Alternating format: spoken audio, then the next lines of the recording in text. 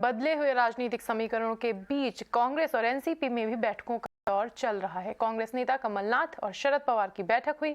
शरद पवार के घर भी एक बैठक हुई जिसमें गृह मंत्री दिलीप वाल से एनसीपी मंत्री जयंत पाटिल पहुंचे। वहीं महाराष्ट्र प्रदेश कांग्रेस पर्यवेक्षक कमलनाथ की मौजूदगी में आज कांग्रेस विधायक दल की भी बैठक हुई। वहीं बाला साहेब थोराट ने कांग्रेस नेताओं के साथ बैठक की। एकनाथ शिंदे की बगावत के बाद कांग्रेस को भी अपने विधायकों के पाला बदलने का खतरा नजर आ रहा है।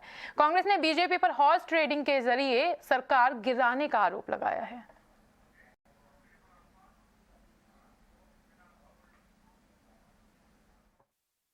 आज ये लोग सरकारें गिरा रहे हैं, हॉर्स ट्रेडिंग करके गिरा रहे हैं। अगर इनमें हिम्मत है तो जो अगर लॉ एंड ऑर्डर की स्थिति खराब हो गई है, गवर्नेंस जीरो हो गई है, प्रदेश बर्बाद हो रहा है, गिराओ सरकार को। गिराना है तो पहले भी गिराई थी, कांग्रेस की सरकार गिराई थी। ये जो बार बार बोलते हैं अलग मामला वो। आज ये सरकारें गिरा रहे हैं हॉर्स ट्रेडिंग करके। हमारे जो 44 एमएलए हैं वो सभी हमारे साथ में है। गलत कुछ न्यूज कुछ चैनल पर आ रही है, वो गलत है।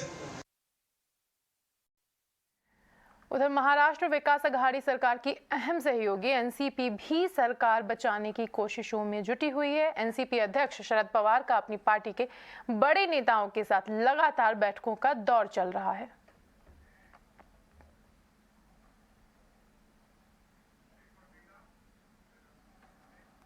थोड़ा सा तूफान जैसा आया है महाराष्ट्र के जो है हमारे राजनीति में, मगर मैं समझता हूँ कि तूफान आता है तो तूफान कम भी हो जाता है, शांत भी हो जाता है। तो शाम तक जो है या कल तक जो है ये सारी बातें जो है शांत हो जाएगी, ऐसा मुझे लगता है। उसका असली चेहरा बेनकाब हो रहा है देश के सामने कि जब आपको वोट में मत हासिल ना हो तो तोड़ फोड़ के सरकार बना लो। तो ये तो एक लोकतंत्र के लिए मैं समझता हूँ एक काला अध्याय है जो भारतीय जनता पार्टी लगातार लिख रही है। और इस देश के लोगों को भी ये देखना होगा कि अगर इसी तरह से सरकार बनी हुई सरकारों को जो सरकार चुनी जाती हैं उन सरकारों को अगर इसी तरीके से तोड़फोड़ करके बीजेपी हर जगह सरकारों को गिराने लगेगी तो फिर तो लोकतंत्र नहीं बचेगा। महाराष्ट्र की राजनीति में आया सियासी तूफान क्या रुख लेगा? उथल पथल कौन सा करवट लेगी? क्या उद्धव ठाकरे की सरकार गिरेगी और बीजेपी की सरकार बनेगी? इन तमाम राजनीतिक संभावना और दांव पेचों पर विस्तार से बात करने के लिए हमारे साथ मौजूद हैं हमारे वरिष्ठ सहयोगी राजेश सिंह। राजेश जी, बताएं कि क्या आपको लगता है कि सरकार का गिरना तय है? महाराष्ट्र से शिवसेना की विदाई हो जाएगी? बिल्कुल, देखिए सरकार का गिरना तय सिर्फ इसी बात लग रहा है कि आप देखिए कि संजय राउत का बयान देखिए, वो साफ कह रहे हैं कि ज़्यादा से ज़्यादा क्या होगा, सत्ता जाएगी।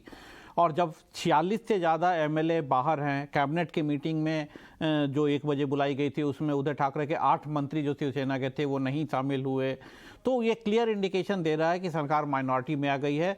जो शिवसेना के 55 एमएलए हैं वो 55 में से अगर 46 चले जाते हैं तो बिल्कुल सरकार माइनॉरिटी में आ जाएगी। दूसरी तरफ आप बीजेपी की अगर आप ये पूछे कि क्या बीजेपी की सरकार बनेगी, तो बीजेपी के पास 106 अपने एमएलए हैं, कुछ इंडिपेंडेंस के उनके पास सपोर्ट है, लगभग 113 टोटल सपोर्ट है उनको, जो हम स्क्रीन पे दिखा भी रहे हैं। इसके अलावा अगर इन 46 एमएलए के जो एक अलग गुट बना सकते हैं, ये अगर सपोर्ट कर देते हैं तो बहुत आसानी से बीजेपी की सरकार बन जाएगी। तीसरा जो ऑप्शन ये आ रहा है कि जो संजय राउत ने भी कहा है और शायद ये खबरें आ रही हैं कि उद्धव ठाकरे 5 बजे की मीटिंग के बाद ये फैसला लें कि वो गवर्नर के पास जाके हाउस को डिसॉल्व करने का प्रस्ताव रखेंगे। लेकिन फिर ये गवर्नर के पास ये आर्गुमेंट होगा कि वो हाउस को डिसॉल्व करते हैं या नहीं करते हैं। ऐसी परिस्थिति में बिल्कुल ये दिखता है कि गवर्नर डिसॉल्यूशन का ऑर्डर नहीं देंगे और वो नेक्स्ट जो बीजेपी है उससे बात करेंगे, उन्हें बोलेंगे क्या वो सरकार बनाने के काबिल हैं, उनके पास क्या नंबर्स हैं।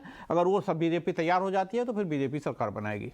राजेश जी, एक चीज मुझे नहीं समझ आ रही कि it's like an open secret अभी कि कल जितने भी विधायक बागी होते हैं वो जाकर के सूरत में रुकते हैं और आज जाकर के गुवाहाटी में रुकते हैं। दोनों ही वो राज्य हैं जहां पर बीजेपी का शासन है। इस वजह से और बाकी पार्टियां भी देखा जाए तो खुले तौर पर बोल रही हैं कि ये सब जो भी हो रहा है, जो भी सरकार गिराने की साजिश बोलें या जो दांव पेच बोलें, वो सब बीजेपी करवा रही है। लेकिन बीजेपी इस पे क्यों चुप्पी साधे हुए, बीजेपी खुल के क्यों नहीं बोल रही, जबकि एकनाथ शिंदे भी खुल करके बोल रहे हैं अपनी पार्टी से कि आप बीजेपी के साथ जाके हाथ मिलाइए? देखिए, बीजेपी काफी बदनाम हो चुकी है इन चीजों को लेके। चाहे आप कर्नाटक में देखिए, कर्नाटक में भी यही चीज हुआ था। येदियुरप्पा ने जब कांग्रेस और डीयू की सरकार गिराई थी तो बीजेपी का के ऊपर ये आरोप लगा था कि उन्होंने हॉर्स ट्रेडिंग की है।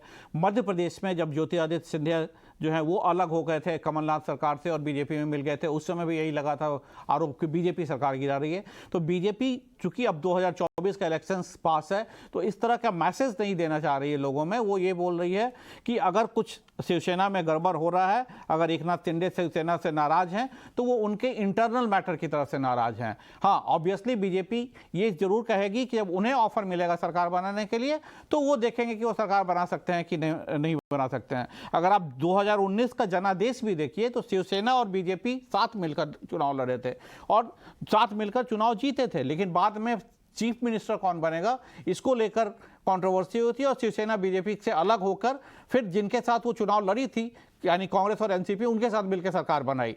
तो ये पॉलिटिक्स में होता रहता है, जिसको भी जब मौका मिले तो ऑब्वियसली अगर बीजेपी को मौका मिलेगा तो वो सरकार बनाएगी और इसकी संभावनाएं ज़्यादा हैं कि अगले 10 से 15 दिनों में बीजेपी सरकार अपना बना लेगी।